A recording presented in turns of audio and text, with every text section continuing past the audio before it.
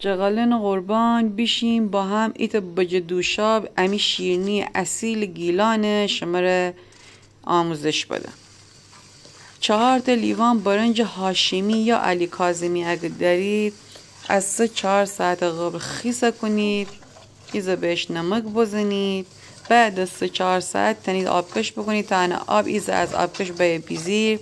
ایت خکاره رویی قشنگ باید داغ کنید تا اب بج بهش نشسبه. بج قشنگ طلایی واویج بدید، سینی هم چر بکنید تا زمانی که اب بج داغه ایت لیوان اربع دوشاب بهش اضافه کنید. اگر شما اربع دوشاب نرید تنید از شیره انگور استفاده بکنید. در هر مرحله که قشنگ اربع و برنج با هم واویج دید تنید مغز هل و دارچین هم بهش اضافه کنید.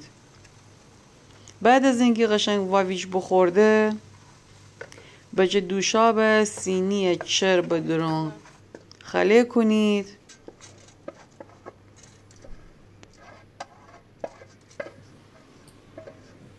بعد از اینکه بجه سینی جا قشنگ خله کنید انا قطر باید 1-2 سانت بیشتر نبا.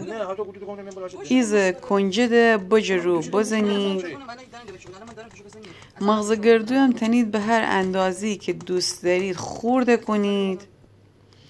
بعد از کنجد بجه گردو کنید. ایت 3-4 ساعت باید در هوای عادی اجازه بدید تا بجه دوشاب خنک به. بعد از اینکه قشنگ خنک بسه به هر شکلی که دوست دارید اون برش بزنید. بعد از اینکه گردوانه فکودید ایز گوشکو به چر بکنید، بجه رو اتو بکوبید، اجازه بدید تا گردو کنجد بجه رو سفته با.